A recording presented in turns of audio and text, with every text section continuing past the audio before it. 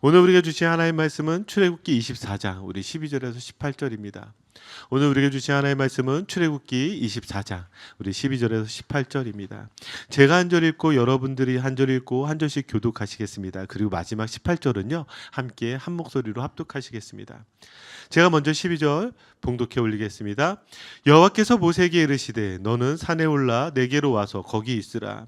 내가 그들을 가르치도록 내가 율법과 계명을 친히 기록한 돌판을 내게 주리라. 13절 여러분, 모세가 그의 부하 여호수아와 함께 일어나 모세가 하나님의 산으로 올라가며 장로들에게 이르되 너희는 여기서 우리가 너희에게로 돌아오기까지 기다리라. 아론과 훌이 너희와 함께 하리니 무릇 일이 있는 자는 그들에게로 나아갈지니라 하고 그가 산에 오르매 구름이 산을 가리며 여호와의 영광이 시내산 위에 머무르고 구름이 여세 동안 산을 가리더니 일곱째 날에 여호와께서 구름 가운데서 모세를 부르시느니라.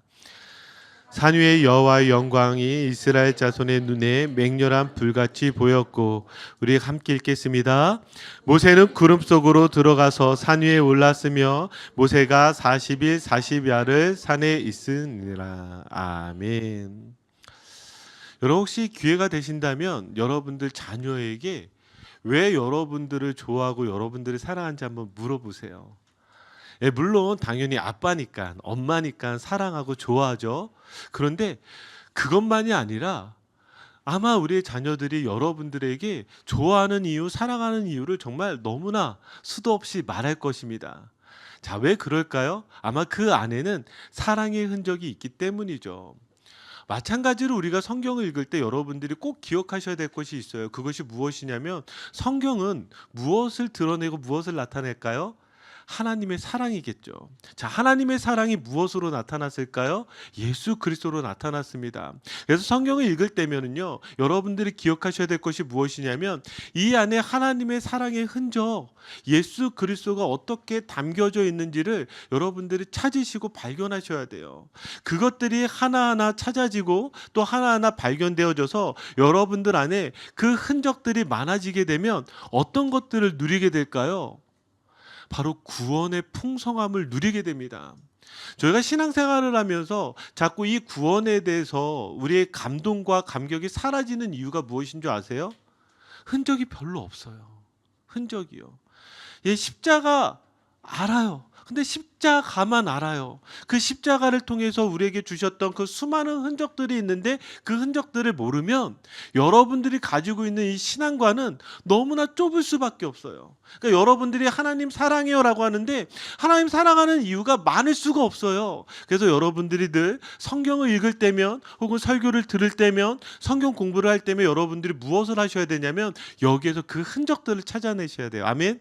예수 그리스도를 여러분들이 얼만큼 발견해내느냐가 여러분들의 그 놀라운 그 구원의 풍성함, 그 예수 그리스도의 영광의 그 풍성함을 여러분들이 경험하게 될 줄 믿습니다. 자, 제가 이렇게 말씀드린 이유가 있어요. 출애굽기 24장은 자, 어떤 장이라 그랬죠? 하나님께서 이스라엘 백성들을 구원해 내시고 그들과 이제 언약을 맺습니다. 이제 하나님이 이들의 하나님이 되어지고 이스라엘은 하나님의 백성이 되어지는 그 놀라운 언약의 장면이 펼쳐지고 있어요. 그런데 이 장면이요, 성경 곳곳에 나타나고 있고 성경 곳곳에서 해석되어져 있고 그리고 무엇보다도 예수 그리스도를 너무나 풍성하게 담고 있는 장이에요. 풍성하게. 그럼 여러분들이 오늘 말씀을 들을 때 그리고 설교 노트를 보시면서 무엇을 찾아내셔야 되겠어요? 예수 그리스도를 찾아내셔야 돼요. 아멘. 예수 그리스도요. 그래서 무엇을 드러내고 나타내는지를 여러분들이 기억하셨으면 좋겠습니다. 자, 한번 지난주 말씀 기억해 보세요. 지난주 말씀은 자, 하나님께서 이스라엘 백성들을 구원하셨지만 이스라엘 백성들은 멀리서 경배할 수밖에 없었어요. 하나님 앞에 나아갈 수 없었습니다. 그러니까 누가 중보자로 나가게 되죠? 모세가 중보자로 나가게 됩니다. 그리고 모세가 중보자로 나가면서 하나님께서 이제 언약을 맺어 주셨어요. 자, 언약을 맺게 되니까 무엇이 바뀐 줄 아세요? 하나님과 이스라엘의 간격이 사라졌습니다. 하나님과 이스라엘 사이가 멀리서 경배할 수밖에 없었던 관계라면 언약을 맺은 이후에 그 간격이 사라지게 되고 하나님의 영광을 보게 돼요. 하나님의 영광 전부를 볼 수 없지만 그의 보좌의 그 발 가운데 펼쳐져 있는 그 놀라운 영광을 보게 되어집니다. 자, 그리고 나서 이제 하나님께서 모세를 부르세요. 그 말씀이 오늘 12절서부터 18절 말씀입니다. 자, 우리 한번 그럼 12절 말씀 한번 보도록 할게요. 우리 같이 함께 읽겠습니다. 여호와께서 모세에게 이르시되 너는 산에 올라 내게로 와서 거기에 있으라. 내가 그들을 가르치도록 내가 율법과 계명을 친히 기록한 돌판을 내게 주리라. 아멘. 자, 하나님께서 모세를 산으로 부르세요. 그 이유가 무엇이죠? 하나님께서 친히 율법을 기록한 돌판을 주시기 위해서 모세 보고 올라오라고 말씀하세요. 자, 이 장면을 우리가 조금 더 잘 이해하려면 출애굽기 32장 14절 15절을 보시는데 여기에 이제 두 번째 이 돌판을 주셨던 그 장면인데요. 자, 제가 읽어드릴게요. 모세가 돌이켜 산에서 내려오는데 두 증거판이 그의 손에 있고, 자, 그러면 돌판이 몇 개죠? 두 개입니다. 예, 절대 한 개 아니에요. 세 개 아니에요. 두 개예요. 자, 그러고 어떻게 나와 있어요? 그 판의 양면 이쪽 저쪽에 글자가 있으니, 자, 두 개의 돌판인데요. 이 돌판 앞과 뒷면에 있습니다. 그러니까 여러분들이 십계명 그림에서 잘못된 그림 중에 하나가 무엇이냐면 한 계명은 이게 1계명서부터 4계명까지 앞에 적혀 있고 또 그 다음 계명 5계명서부터 10계명까지 앞에 적혀 있는 그림들을 많이 보셨을 거예요. 그렇게 돼 있지 않아요. 어떻게 돼 있다고요? 앞면과 뒷면에 하나님께서 적어 주셨어요. 그럼 목사님 몇 계명씩 적혀? 몰라요. 저도 알 수가 없어요. 제가 아는 건 딱 여기까지예요. 자, 그런데 강조하는 것이 무엇이냐면 16절 보세요.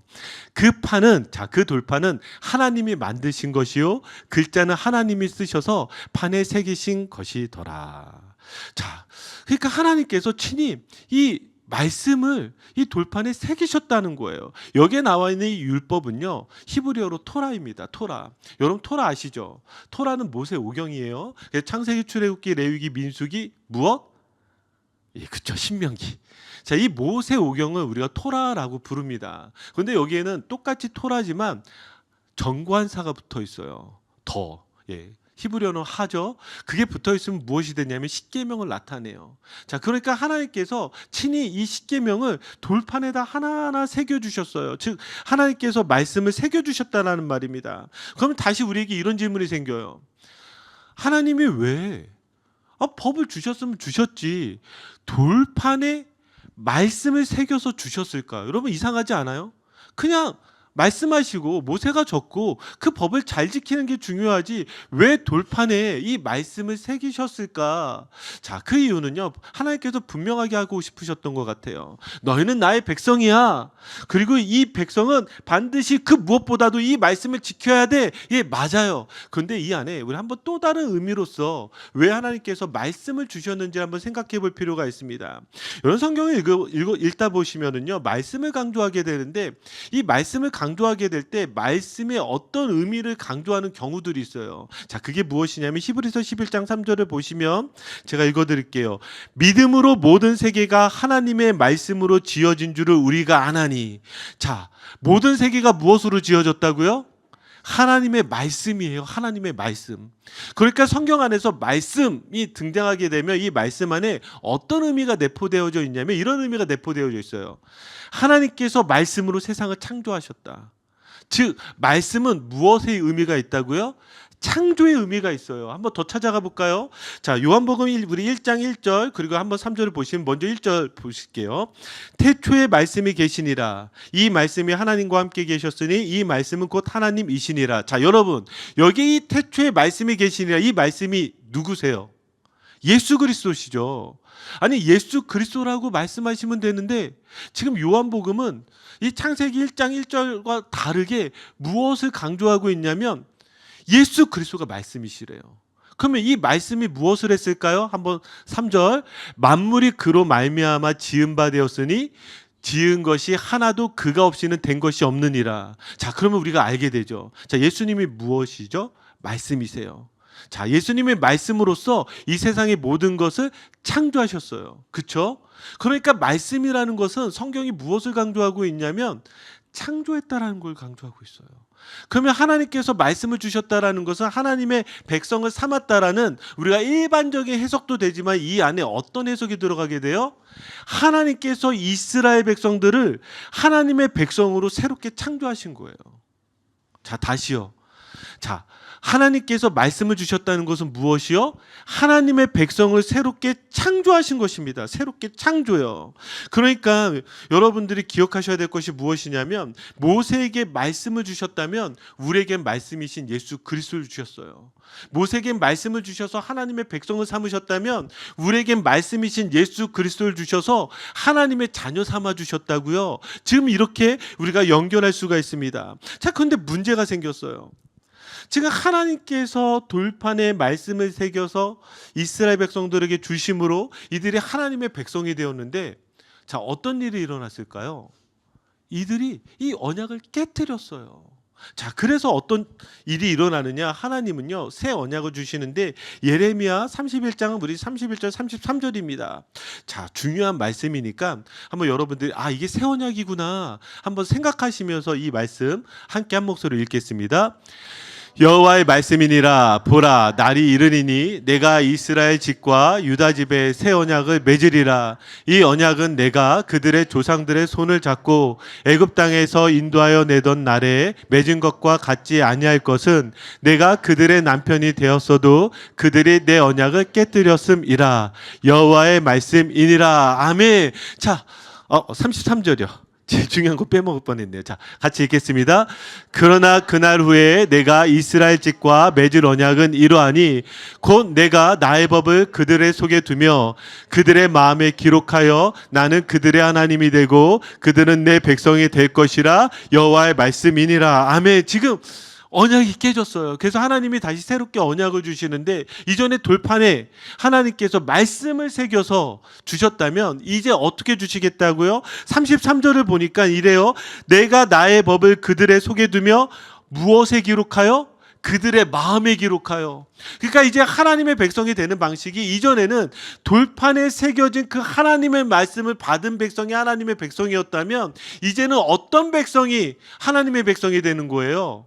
마음에 말씀이 새겨진 사람들이 여러분 하나님의 백성이 되는 거예요. 그거 한번 잠깐 여러분들의 마음을 여시고 여러분 마음을 한번 보세요. 여러분들 마음에 하나님의 말씀이 새겨졌어요? 할렐루야. 새겨진 분들이 계셨네요. 저희 교회가 소망이 있어요. 소망이 있어요. 자, 그러면 이것에 대한 답을 우리가 또 찾아야 되는데 지금 이 새 언약이 얼마나 중요한지 히브리서도 보시면은요 지금 똑같이 예레미야의 말씀을 가지고 새 언약에 대해서 말씀하고 있어요. 제가 읽어드릴게요. 그들의 잘못을 지적하여 말씀하시되 주께서 이르시되 볼지어다 날이 이르리니 내가 이스라엘 집과 유다 집과 더불어 무엇을 맺으리라? 새 언약을 맺으리라. 그러면서 아까 예레미야에 했던 말씀 고스란히 다시 이야기하고 있어요. 또 주께서 이르시기를 이 언약은 내가 그들의 열조의 손을 잡고 애굽 땅에서 인도하여 내던 날에 그들과 맺은 언약과 같지 아니하도다. 그들은 내 언약 안에 머물러 있지 아니하므로 내가 그들을 돌보지 아니하였노라. 또 주께서 이르시되 그날 후에 내가 이스라엘 집과 맺을 언약은 이것이니 내 법을 그들의 생각에 두고 그들의 마음에 이것을 기록하리라. 나는 그들에게 하나님이 되고 그들은 내게 백성이 되리라. 이제 더 이상 돌판에 새겨진 말씀이 뭐예요? 이 언약의 증거가 아니에요. 이것은 이미 사라져 버렸어요. 이제 하나님의 백성이 돼야 되는데 하나님의 백성이 되려면 어떻게 되냐면 하나님의 법, 하나님의 말씀이 우리 마음에 기록되어져야 돼요. 근데 우리의 마음을 열어보면 기록이 안 되어진 것 같아요. 여전히 죄투성이고 연약하고. 그러니까 우리가 사랑하는 찬양이 이런 찬양들 많이 사랑하잖아요. 내 모습 이대로, 연약한 모습 이대로. 하여튼 우리 마음대로 막 살다가 그냥 주님 앞에 나면 주님 제가 연약하지만 이 모습 이대로 사랑할 줄 믿습니다. 근데 좋아요. 근데 항상 우리의 마음에 다시 두드리는 건 뭐냐면 지금 우리의 마음을 딱 열어봤더니 하나님의 말씀이 있어야 되는데 하나님의 말씀이 없단 말이에요. 그죠? 이 말씀이 어떻게 주어져요? 그 말씀이 히브리서 9장 15절입니다. 히브리서 9장 15절 우리 같이 읽겠습니다. 시작. 이로 말미암아 그는 새 언약의 중보자시니 이는 첫 언약 때의 범한 죄에서 속량하려고 죽으사 부르심을 입은 자로 하여금 영원한 기업의 약속을 얻게 하려 하심이라. 아멘. 여러분 이런 말씀이 여러분 성경책에 줄거져 있고 별표 3개 그어져 있고 이런 말씀 여러분들이 암송하셔야 되는 거예요. 왜 암송하셔야 되냐? 여기에 지금 우리 이제 해석이 되는 게 무엇이에요? 지금 구 언약 모세 언약의 중보자는 누구였어요? 모세였잖아요. 이 돌판을 누가 받았어요? 모세가 받았어요. 이스라엘 백성들이 받은 게 아니라 모세가 받아서 가지고 왔다고요. 그렇죠? 자, 그러면 우리의 마음에 기록되어져 있는 이 법, 이 말씀은 지금 누가 받은 거예요? 예수 그리스도가 받으신 거예요. 예수 그리스도가 받아서 주신 거예요. 그러면서 아까 던졌던 질문, 첫 언약 때 범한 죄에서 속량하려고 죽으사 부르심은 입은 자로 하여금 영원한 기업의 약속을 얻게 하려 하심이라. 우리의 이 모든 연약함, 죄된 모습들, 이 모든 것들 예수 그리스도께서 속량하시고요, 영원한 기업의 증거가 되게 하셨어요. 그러니까 여러분들 안에 예수 그리스도를 믿는 자마다 마음에 새겨진 말씀을 받은 줄 믿습니다. 아멘. 그러니까 우리에게 다른 증거가 있는 것이 아니라 오직 예수 그리스도가 우리에게 유일한 증거라는 거예요. 자, 그러면서 우리 더 들어가 보도록 하겠습니다. 자, 우리 13절 14절 한번 읽어볼게요. 같이 읽겠습니다. 모세가 그의 부하 여호수아와 함께 일어나 모세가 하나님의 산으로 올라가며 장로들에게 이르되 너희는 여기서 우리가 너희에게로 돌아오기까지 기다리라. 아론과 훌이 너희와 함께 하리니 무릇 있는 자는 그들에게로 나아갈지니라 하고. 자, 이제 하나님께서 여호수아를 데리고 하나님의 산으로 올라오라고 합니다. 여러분들이 이따 보시겠지만 여러분들이 항상 기억하셔야 될 건 무엇이냐면 지금 이 장면이 또 어디와 연결이 되냐면 예수님의 변화산 사건과 연결이 돼요. 변화산 사건 기억나시죠? 예수님께서 정말 흰 옷을 입은 것 같이 희게 되어지고 그 하나님의 영광이 비춰지. 기억 안 나면 이따 설교 들으시면 돼요. 혹은 여러분들이 저에게 잘 오신 게 마태복음 변화산 사건의 그 기적의 설교를 다시 들으시면 아마 좀 더 자세하게 이 말씀에 대해서 이해할 수 있을 것입니다. 자, 그런데요. 자, 동일하게 지금 여기에 누굴 데리고 가냐면 여호수아를 데리고 올라갑니다. 그리고 여호수아를 데리고 가면서 14절에 보니까 장로들에게 이렇게 이야기해요. 우리가 올 때까지 기다려야 되는데 그러면서 아론과 훌이 너희와 함께 하리니 이렇게 이야기하고 있습니다. 여기에 지금 이 장면에 누구누구가 등장을 하고 있냐면 여호수아도 등장을 하고 아론과 훌이 등장을 합니다. 특별히 여기 한국어 성경은 요즘 단어처럼 부하니까 좀 느낌이 그래요. 수종자 이렇게 하면 좀 더 느낌이 더 맞는 것 같습니다. 그러니까 모세를 도와서 곁에서 조력자로서 지금 모세를 늘 함께하는 이 여호수아죠. 그러면서 여기 아론과 훌 여기에서 또 어떤 단어가 빠졌냐면 힘내라는 단어가 빠졌는데요. 이 힘내라는 단어가 어떤 뜻이냐면 너희들 꼭 기억해, 너희들 꼭 유념해야 돼. 그러면서 이 아론과 훌이 나를 대신해서 너희들의 일들을 돌봐줄 거야. 저는 이 장면을 묵상을 하면서 어떤 생각이 들었냐면 지금 모세의 빈자리에 지금 누가 지금 대신하고 있어요? 아론과 훌이 대신하고 있어요. 모세가 올라가고 있는 그 길 가운데 누가 함께하고 있어요? 여호수아가 함께하고 있어요. 저는 이 함께라는 단어가 참 중요하다고 생각을 합니다. 신앙생활에 있어서.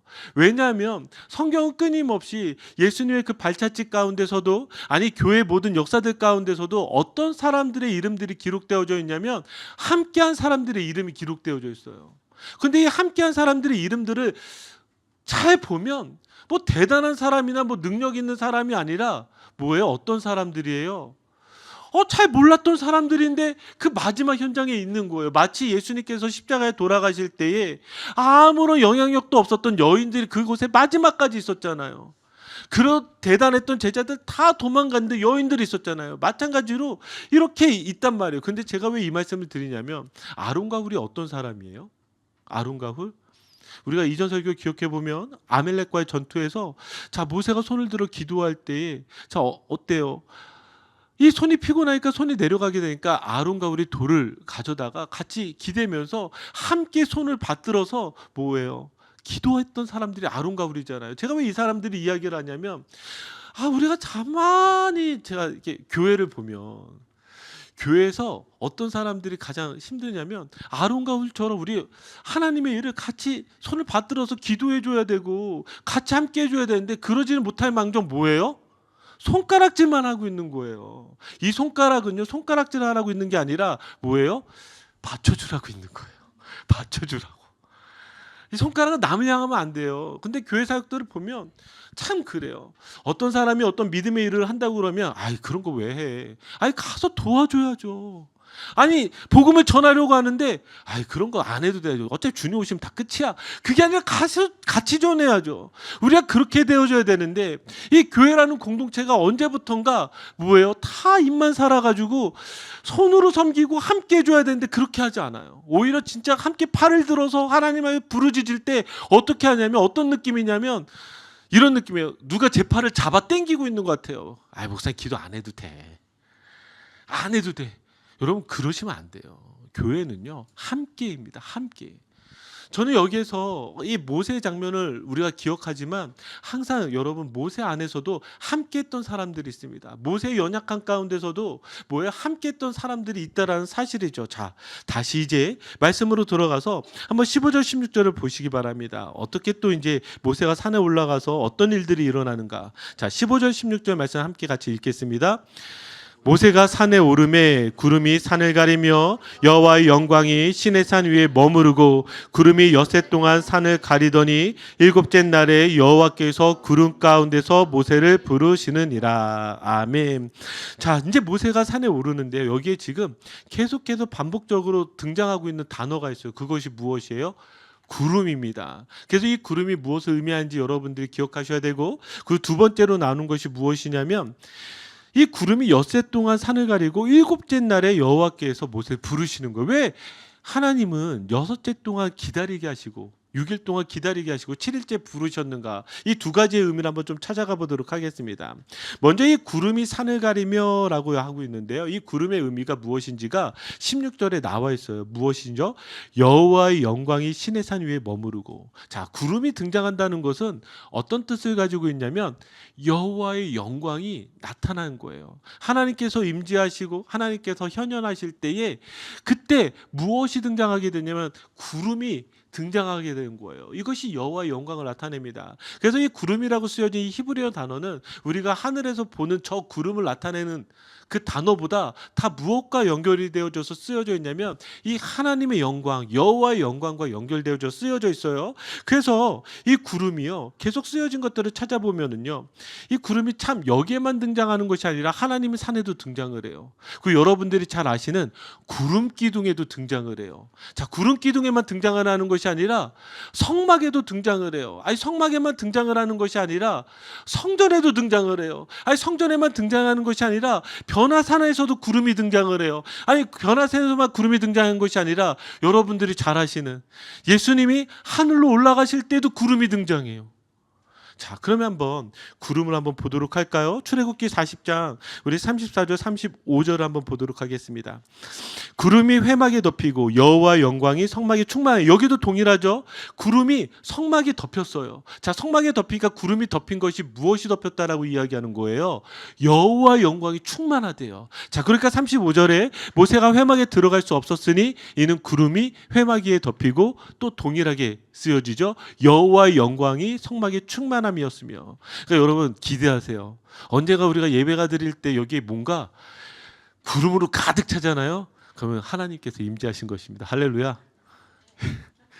네, 이런 또 약간 사이비 목사 같지만 저는 좀 그런 소망하는 게 있어요. 소망하는 게. 저는 장로교 목사지만 진짜 제 안에 진짜 제가 열망하고 소원하는 한 가지가 있는데 그 타미테니 목사님이 이제 순복음 계열 목사, 오순절 계열 목사님이다 보니까 저랑 신학적 계열이 정반대거든요. 근데 그분의 이 예배 가운데 그분이 하나님의 임재를 경험한 거예요. 그 하나님의 임재를 경험하는데 그때 예배드렸던 모든 성도들이요 어떤 일이 일어난 줄 아세요? 나중에 여러분들이 한번 책을 읽어보시면 간증이 나오는데 토미 테니 목사님도 한마디도 못하고요. 성도들도 한마디도 못하고 하나님의 그 영광의 무게에 눌려서 다 숙이고 있는 거예요. 그리고 흐느끼며 우는 거 외에는 아무도 할 수 없었다라는 그걸 딱 보면서 어렸을 때 이 책을 읽고 제 안에 열망이 있는 거예요. 하나님, 이 놀라운 하나님의 영광을 경험하고 싶습니다. 근데 목사가 이걸 잘못 사용하면 어떻게 되는 줄 아세요? 제가 여기 딱 혼자 서 있고 여러분들 다 엎드려셔서 흐느끼고 아싸 성공했어 이러면 사입이에요. 여러분 그런 분들 쫓아가시면 안 돼요. 어쨌든 지금 여기 이 성막으로 지금 구름이 등장하는 것이 여러분들 보게 되었습니다. 근데 여러분 여기서 기억하시는 게 무엇이냐면 하나님의 산에서 하나님의 구름이 이동한 거예요. 어디로 이동한 거예요? 이스라엘 백성 중심으로 이동하신 거예요.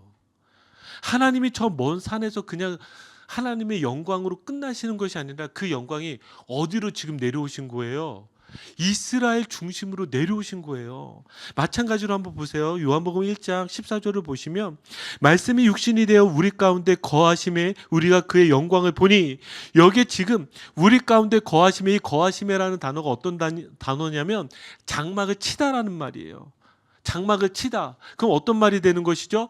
성막을 만들다, 성막을 세우다, 그런 말이에요. 지금 예수님께서 우리 가운데 내려오셨어요. 우리 가운데 장막을 쳐주셨어요. 그러니까 여기에 무엇이 또 동일하게 등장을 해요? 우리가 그의 영광을 보니. 지금 하나님의 구름이 지금 예수 그리스도께서 이 땅 가운데 오신 것과 지금 연결되어져서 우리에게 다시금 보여주고 있다라는 사실입니다. 자, 이뿐만이 아니죠. 사도행전 1장 우리 9절 11절 한번 볼까요? 제가 읽어드릴게요. 이 말씀을 마치시고 그들이 보는데 올려져 가시니, 지금 예수님께서 이제 하늘로 올라가시는 거예요. 그런데 올라가실 때 무엇이 등장하죠? 또 동일하게 구름이 등장을 합니다. 구름이 그를 가려 보이지 않게 하더라. 자, 11절 이르되 갈릴리 사람들아 어찌하여 서서 하늘을 쳐다보느냐? 너희 가운데서 하늘로 올려지신 이 예수는 하늘로 가심을 본 그대로 오시리라 하였느니라. 자, 그러니까 지금 예수님께서 다시 오실 때도 무엇을 타고 오세요? 무엇 가운데 오세요? 구름 타고 오세요. 구름이요. 이 구름 가운데에서 다시 와서 하나님의 영광을 나타내신다는 사실입니다. 그러니까 이 구름이 어떤 의미인지를 아실 거예요. 자, 그런데 이 구름이 며칠 동안 산을 가렸죠? 6일입니다. 그리고 며칠째에 모세를 부르셨죠? 7일입니다. 그러면 이 의미는 무엇일까? 자, 이것이 여러분들 아실 거예요. 이미 제가 이전 설교에서 이것의 의미에 대해서 말씀을 드렸는데 6일은 무엇이에요? 천지창조의 숫자예요. 그리고 이 천지창조가 언제 완성이 되어지죠? 7일째 완성이 되어집니다. 그러니까 지금 제가 한번 연결해서 생각하셔야 돼요. 하나님께서 돌판에 말씀을 새겨서 주시는 이유는 하나님께서 하나님의 백성을 삼으시는, 하나님의 백성을 새롭게 창조하시는 그 역사라고 말씀드렸잖아요. 그죠? 그 일이 일어나는 것을 상징적으로 지금 보여주고 있는 것이 바로 이 부분인 거예요. 자, 이것도 동일하게 보세요. 마태복음 17장 우리 1절 2절 우리 같이 읽겠습니다. 시작. 엿새 후에 예수께서 베드로와 야고보와 그 형제 요한을 데리시고 따로 높은 산에 올라가셨더니 그들 앞에서 변형되사 그 얼굴이 해같이 빛나며 옷이 빛과 같이 휘어졌더라. 아멘. 마태복음도요, 지금 이 변화산 사건을 이야기하는데 굳이 여기에 이 앞에 엿새 후에라고 쓸 이유가 없어요. 지금 앞절들을 보면 연결되는 것들이 아닌데 갑자기 여기서 엿새 후에라고 표현하고 있어요. 왜 그럴까요? 지금 변화산 사건이 어떤 사건과 똑같냐면 모세가 하나님의 그 부르신 가운데 하나님의 산에 올라가던 그 장면과 똑같이 하나님 예수님께서 지금 이 구원의 사건이 무엇인지를 보여주시는 거예요. 자, 봐라. 6일 동안에 이것이 이 7일째 되어지는 하나님 산에 이르게 되는 그날에 어떤 일이 일어나냐면 영광으로 나타날 것이야. 이 구원의 완성이 이루어질 것이야. 그렇게 우리에게 보여주고 있는 것입니다. 자, 우리 그럼 더 계속해서 넘어가도록 하겠습니다. 이제 마지막 우리 17절 18절인데요. 자, 우리 17절 18절 같이 한 목소리로 읽겠습니다. 산 위에 여호와의 영광이 이스라엘 자손의 눈에 맹렬한 불같이 보였고 모세는 구름 속으로 들어가서 산 위에 올랐으며 모세가 40일 40야를 산에 있으니라. 아멘. 자, 이제 드디어 하나님께서 부르신 그 산에 올라가게 됩니다. 자, 올라가게 되는데 여기에 산 위에 여호와의 영광이 이스라엘 자손의 눈에 맹렬한 불같이 보였고, 자, 이 불, 여기에 나와 있는 불을 우리가 추측할 수 있는 것은 이 불과 같습니다. 어떤 불일까요? 이 불은요, 소멸시키는 불이기도 하지만 아니요, 여기에 나와 있는 불은 지금 모세가 처음 하나님을 만났던 그날 하나님께서 무엇으로 나타나셨죠? 불로 나타나셨잖아요. 그 가시떨기 나무 가운데에서 무엇이에요? 불로 나타나셨잖아요. 하나님이 그 놀라운 임재가 일어나게 된 것을 우리에게 보여주고 있습니다. 자, 그러면서 이 18절에 이제는 구름을 바깥에서 보았는데 이 구름 속에서는 어떤 일이 일어날까요? 구름 속으로 들어간다는 건 어떤 의미일까요? 자, 우리 시간 관계상 그냥 빠르게 이 마태복음 17장 5절 연결되는 이 성경 구절을 제가 읽어드릴게요. 자, 변화산 사건 속에서도요, 구름을 이야기를 하는데 동일하게 모세가 구름 속에 들어간 것과 같이 예수님께서도 이 구름 속에서 지금 이 음성을 듣게 되는 거예요. 함께 읽겠습니다. 말할 때 호련히 빛난 구름이 그들을 덮이며 구름 속에서 소리가 나서 이르시되 이는 내 사랑하는 아들이요 내 기뻐하는 자니 너희는 그의 말을 들으라 하시는지라. 아멘. 자, 구름 속에서 무엇을 이야기하고 있어요?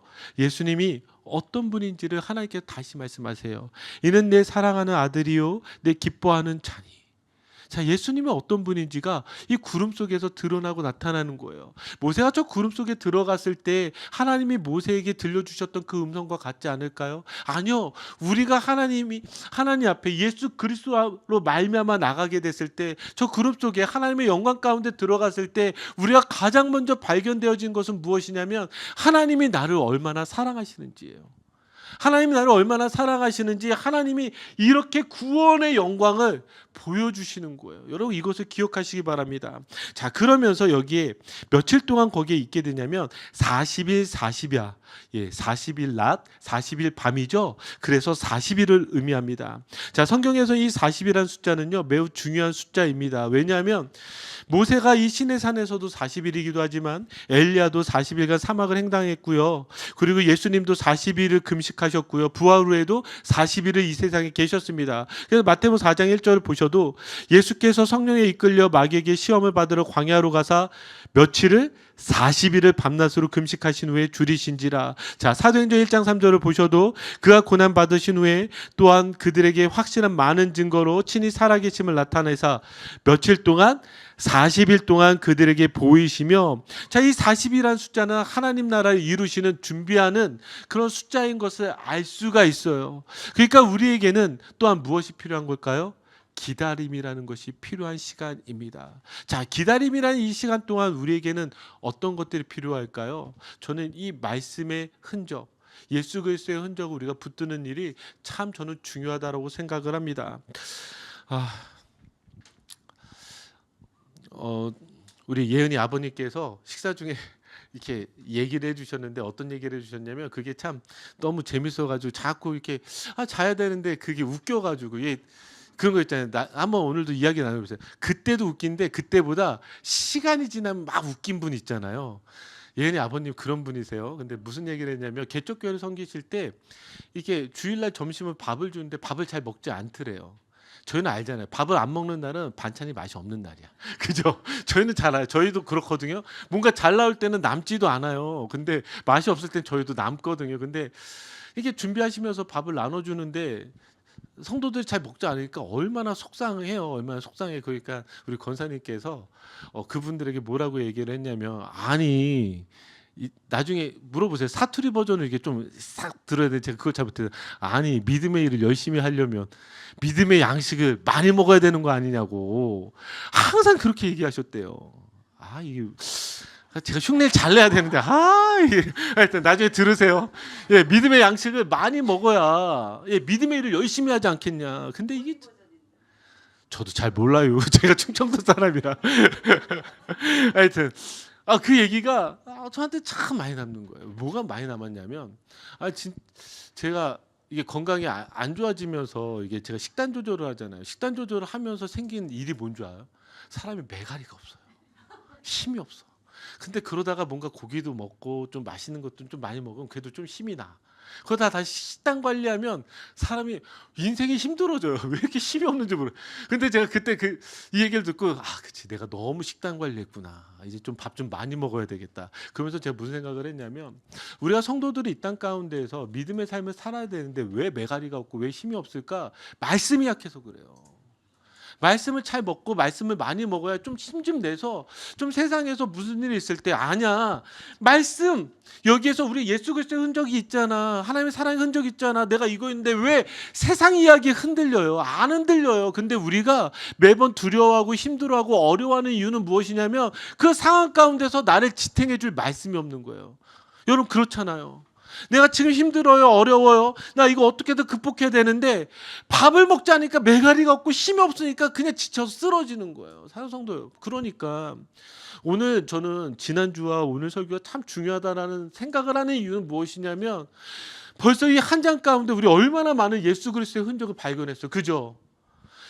마찬가지로 이 흔적들이 있다고 한다면 여러분 하나님이 나를 이렇게 사랑하시는데 하나님이 나를 구원하시기 위해서 이렇게 증거들을 보여주셨는데 나에게 마음에 새긴 이 율법 이 말씀 주셨는데 내가 자격이 있거나 능력이 있거나 공로가 있어서가 아니라 그저 나를 사랑해서 내 마음 가운데 예수님께서 나를 대신해서 죽으셔서 그 말씀 내 마음에 새겨주셨는데 여러분 하나님의 사랑이 이렇게 분명한데 여러분들을 세상에서 그냥 내버려 두시겠어요? 아니잖아요. 하나님을 향해서 그러니까 우리 부르짖을 수 있고 하나님을 향해서 우리가 기도할 수 있고 그 믿음 가지고 이 땅에서 여러분 승리할 수 있잖아요. 믿으시죠? 저는 여러분 그렇게 되기를 주님의 이름으로 축복합니다. 자 이제 말씀을 마무리 짓도록 하겠습니다. 자 이 말씀이 어떤 말씀과 이렇게 연결이 되는 거냐면 하나님께서 지금 이 언약을 맺으실 때 모세와 이스라엘 백성들을 하나님 산으로 부르셨어요. 자, 그리고 그날은 모세가 중보자가 되어서 하나님이 언약을 맺어 주셨어요. 자, 저희는 어떻게 되셨어요? 예수님께서 하나님의 산에 오르셨어요. 그리고 예수님께서 그 산에서 십자가의 지심으로 말미암아 뭐예요? 우리가 하나님의 백성이 되어졌어요. 그럼 마지막 그날은 어떤 일이 일어날까요? 자, 요한계시록 14장 1절입니다. 우리 같이 마지막 그날을 한번 기대하며 또 상상하며 이 말씀 함께 읽도록 하겠습니다.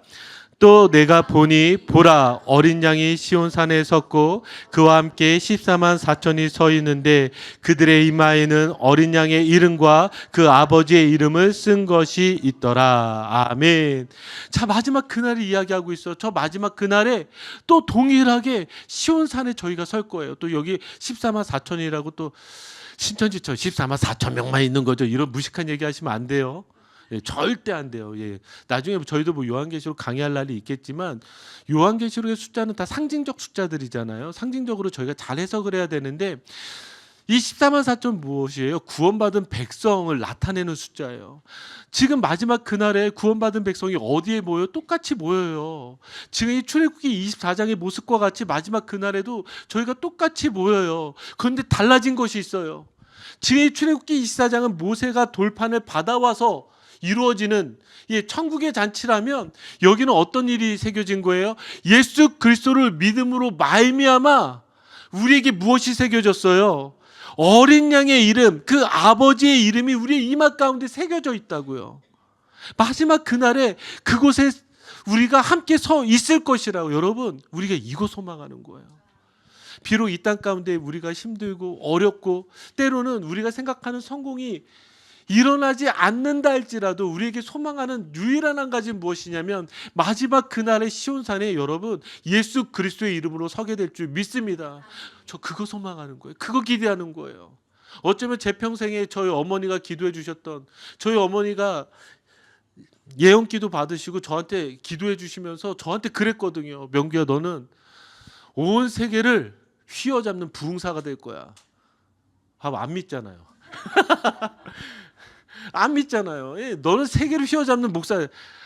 그런 거요. 소망하지도 않아요. 제가 소망하는 건 뭔 줄 아세요?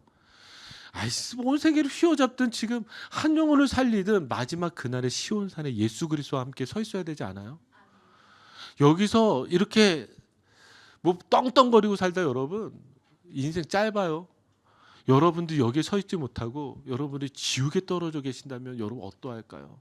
그 사람의 인생처럼 비참한 게 어디 있을까요? 비록 지금 짧은 인생에 우리가 비참함을 겪고 힘들고 어렵다 할지라도요. 마지막 그날 여러분 저 시온산에 예수 그리스도와 함께 그 놀라운 하나님의 영광에 여러분들이 있기를 주님의 이름으로 축복합니다. 기도합시다.